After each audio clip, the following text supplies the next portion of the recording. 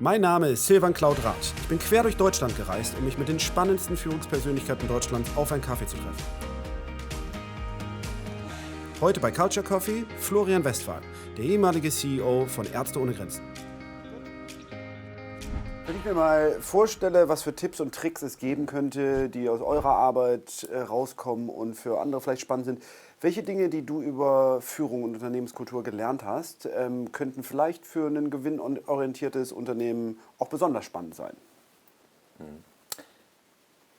Ich glaube tatsächlich, dass dieser Aspekt der Diversität und wie man letztendlich eine Arbeitskultur und eine Struktur schafft, die das Potenzial der Diversität der verschiedenen Mitarbeitenden nutzt, der ist extrem wichtig, vor allem natürlich für die Unternehmen etc., die international arbeiten. Und da gibt es eigentlich aber gar kein Patentrezept, denke ich, außer dass man wirklich Zeit und Mühe und auch Mittel investieren muss. Und sich auch tatsächlich damit abfinden muss, dass, wenn man das tut, glaube ich, dass die Situation oft eher erstmal komplexer und verworrener wird und vielleicht auch durchaus konfliktträchtiger. Also was wir hier halt sehen, ist, dass sozusagen dass die Mitarbeitenden, die Leute, die hier echt tätig sind das zentrale Element unseres Erfolges. Und je mehr wir das Potenzial, das die alle individuell bringen, nutzen können, desto besser werden wir unsere Arbeit erledigen. Und diese Diversität spielt da eine extrem große Rolle mit drin. Ne? Ist für mich sofort logisch, dass du Diversität ansprichst. Wie schafft man das aber? Also wie kriegt man das hin, dieses Umfeld dafür zu bauen? Ich glaube, da stecken wir mittendrin, ehrlich gesagt. Was wir jetzt tatsächlich echt versucht haben, ist auch erstmal tatsächlich wirklich mehr bewusst darüber zu reden. Wir haben sozusagen damit verbunden, das ist jetzt wirklich nur ein Teilaspekt also vor allem die problematischere Facette. Wir haben versucht, verlässliche Beschwerdemechanismen aufzubauen. Das ist jetzt nicht nur der Diversität geschuldet, aber das war tatsächlich wichtig, das nochmal klarer geregelt zu haben, wenn sich hier jemand übel behandelt fühlt, was können die dann machen? Dafür müssen glaubwürdige Mechanismen bestehen und die eigentlich Diversität aber auch zum Thema zu machen. Und wir haben wir haben so ein paar eigentlich Leute, die sich freiwillig bereit erklärt haben, auch so eine Art von Diversity and Inclusion Botschafter zu werden innerhalb der Organisation. Da haben wir auch mal eine Schulung angeboten, glücklicherweise mit Kollegen in Amsterdam, die das sowieso gemacht haben, die sind da hingegangen und die machen jetzt von sich aus auch tatsächlich weiter immer so Schulungen und so, kommen aber natürlich auch immer wieder auf uns zu als Geschäftsführung und sagen so, aber was kommt denn jetzt von euch? Also wir haben Ideen als Diversity and Inclusion Ambassadors, das und das wollen wir machen, aber dafür brauchen wir euren Support. Da sind wir jetzt so gerade tatsächlich mittendrin. Vielleicht noch was Letztes, was echt extrem wichtig ist und für mich auch echt so ein Aha-Moment. Andere, die das schon gemacht haben, werden das nachvollziehen können. Wir haben mal so ein Unconscious Bias Training gemacht. Ich weiß gar nicht, ob man das auf Deutsch übersetzen kann. Ne? Ich glaube, es bildet den meisten klar. Ja, genau. Und das fand ich wirklich extrem interessant zu schauen, wie viel man tatsächlich von diesen Scheuklappen und Vorurteilen mit sich rumträgt. Die kann man nie ganz eliminieren, aber schon alleine Leuten die Möglichkeit zu geben, das zu entdecken, das haben wir wirklich mit allen gemacht, die in Personalentscheidungen, auch Rekrutierungsentscheidungen involviert sind. Cool. Bewusstsein zu wecken. Das sind so relativ kleine Sachen, ne? Das ist jetzt nicht ein Riesenaufwand, aber ich habe das Wahrscheinlich Gefühl, auch das kein setzt was frei. Ja? War bestimmt auch gar nicht besonders teuer, oder? Nee, das kann man bestimmt leicht umsetzen. gar nicht. Also tatsächlich, da gibt's eine Menge echt interessanter Anbieter, die sowas machen. Und ganz viel von dem entdeckt man ja auch selber. Ne? Also die leiten dann ja eigentlich tatsächlich nur dazu an, dass man selbst das entdeckt, was man schon macht und was das eigene Handeln bestimmt. Und weiter auf dem Gedanken Tipps und Tricks geblieben. Wir hatten vorhin ein bisschen darüber gesprochen, wie viele Zielkonflikte existieren in eurer Arbeit und auch intern. Ich kann mir vorstellen, dass die Entscheidungen bei euch manchmal noch einen Grad schwieriger sind, zwischen A und B zu entscheiden, als wenn es jetzt nur um, keine Ahnung, um Märkte oder Ausrollen von einem neuen Produkt geht. Wie entscheidet man in diesen sehr schwierigen Situationen? Habt ihr dann eine Charta von Dingen, die ihr durcharbeitet? Habt ihr eine bestimmte Methode oder Gremien? Wie trefft ihr besonders schwere Entscheidungen? Nein, ich glaube, man versucht gerade jetzt im Feld, wo die Entscheidungen natürlich am schwierigsten sind, in den Einsatzländern, versucht man den Leuten schon so ein bisschen so verschiedene Entscheidungskriterien in der Hand zu geben und zu sagen, okay, ihr braucht eine Strategie, was muss in der Strategie mit drinstehen? Natürlich, ihr müsst definieren eine medizinische Zielsetzung für die Bevölkerung etc. Ihr müsst definieren Ressourcen, ihr müsst definieren Indikatoren, an denen man sehen kann, ob man es erreicht oder nicht. Aber, und da wird es dann ein bisschen ungewöhnlich, ihr müsst natürlich definieren Risiko und Sicherheit für die Mitarbeitenden, weil das kann das ausschlaggebende Element sein. Man kann einen wunderbaren Plan haben, wenn die Sicherheit nicht gewährleistet ist, wird nichts funktionieren und nichts passieren wahrscheinlich. Das sind dann schon so ein bisschen ungewöhnlichere Komponenten. Die zwei Dinge spielen eine extrem große Rolle, die schwer planbar sind. Das erste ist tatsächlich die Art und Weise, sozusagen das Wissen der nationalen, lokalen Mitarbeitenden zu nutzen.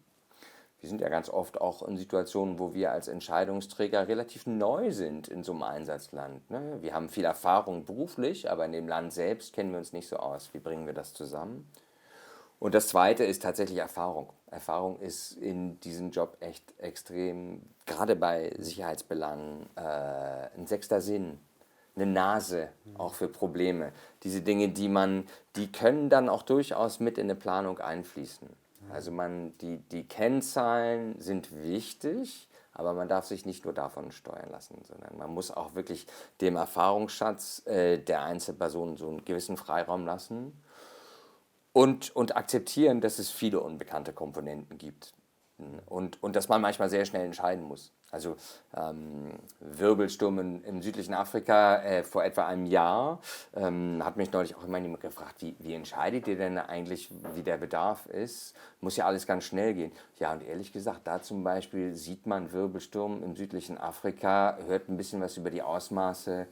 Da kann ich nicht erst 2 Wochen lang eine Bedarfsermittlung machen. Da muss ich erste Entscheidungen schon jetzt treffen, wegen der Logistik, und sagen, okay, typisch in so einer Situation besteht immer ein Cholera-Risiko. Wir gehen das Risiko jetzt mal ein und schicken einfach von der Logistik Cholera-Material in die Region. Kann sein, dass das dann nicht passiert. Glücklicherweise war es in diesem Fall tatsächlich sehr viel weniger, als es hätte sein können. Dann hat man ein Risiko eingegangen, eine falsche Entscheidung getroffen. Aber man kann nicht immer alles genau auswerten, bewerten, bevor man entscheidet. Das macht Sinn, ja. Ja. Und den Freiraum muss man den Leuten auch echt lassen. Und das auch echt akzeptieren. Ne? Also da muss die Organisation die Verantwortung dafür übernehmen, dass eben halt vielleicht leider mal auch eine ganze Summe Geld ausgegeben wurde für etwas, was letztendlich so nicht konkrete Tatsache geworden ist. Und wenn ich in deine Karriere zurückgehe, also entweder hier im Unternehmen oder vorher, was war die schwierigste Personalentscheidung, die du mal treffen musstest? Also tatsächlich glaube ich, so bei Personalentscheidungen ist dieser Job gar nicht so anders wie der von anderen Führungskräften. Ich habe tatsächlich mal eine Personalentscheidung treffen müssen bei einer Kollegin hier bei Ärzte ohne Grenzen, wo wir uns haben trennen müssen. Und das fiel mir nicht nur deswegen extrem schwer, weil ich diese Person persönlich sehr gerne mochte und sehr geschätzt habe, aber auch tatsächlich, weil ich weiß und wusste, dass sie extrem viel für diese Organisation getan hat. Und auch in echt sehr schwierigen Lebensumständen im Einsatzland, 1000-mal schwieriger als hier im Büro in Berlin. Aber in der Stelle, wo sie zu dem Zeitpunkt war, das ging einfach nicht mehr. Das muss ich sagen, da habe ich auch tatsächlich im Nachhinein gesehen, hinterher ist man bekanntlich immer schlauer, zu lange gezögert, um angemessen zu reagieren. Aber das hatte auch ein bisschen damit zu tun, weil ich dachte so, wow, und natürlich so eine Person hat zu Recht auch enormen Respekt und Zuneigung hier im Büro. Und das tat mir schon echt auch persönlich ziemlich weh, das entscheiden zu müssen, finde ich. Weil genau, das war ja niemand, der irgendwie nichts tut oder faul ist oder ganz bewusst zynisch irgendwie sich verhält. Ganz und gar nicht. Aber es passte eben nicht für die Stelle. Wenn ich mit jüngeren Führungskräften arbeite, die jetzt noch nicht irgendwie so 20 Jahre auf dem Buckel haben, häufig sprechen die dann auch über genau das, was du gerade beschreibst und sind sich dann unsicher, wie sie damit umgehen müssen. Ich glaube irgendwie, das hört nie auf, egal wie lang man im Job ist und wie viel Erfahrung man hat.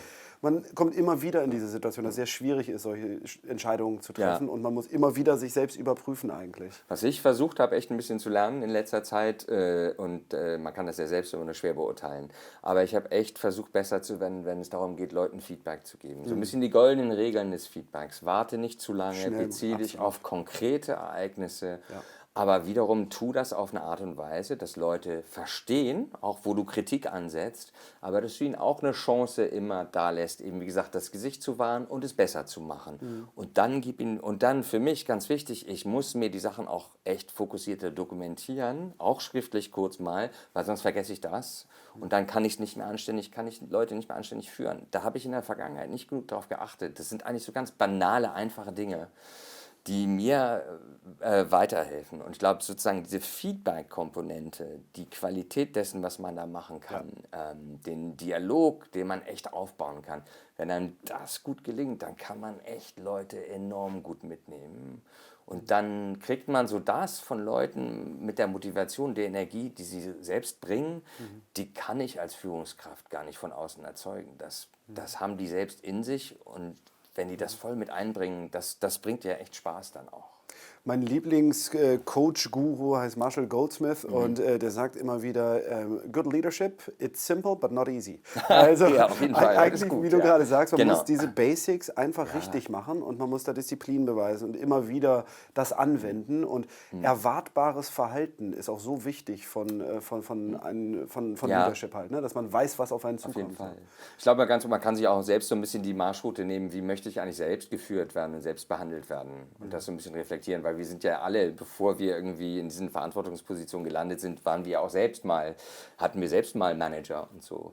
Was hat uns eigentlich besonders geschmeckt? Was hat uns gefallen? Wo haben wir uns auch für voll genommen gefühlt? Das kann ja von jemandem sein, also ich habe Erlebnisse gehabt, wo ich mich wirklich wohl gefühlt habe mit Führungskräften, respektiert gefühlt, obwohl die teilweise extrem kritisch auch waren, weil die das eben richtig rübergebracht haben und mir immer das Gefühl gegeben haben, du musst was ändern, du musst was besser machen, aber ich gebe dir eine Chance. Ich vertraue dir auch, dass du das kannst. Aber du musst es mir dann auch zeigen. Ne? Absolut. Schönes Schlusswort. Florian, das hat sehr, sehr viel Spaß gemacht. Ja, vielen Dank, dass auch. du Ärzte ohne Grenzen bei uns repräsentiert hast. Und ich wünsche euch ganz viel Erfolg mit allem, was ihr tut. Und nochmal vielen Dank für die Zeit. Ja, vielen Dank euch fürs Interesse.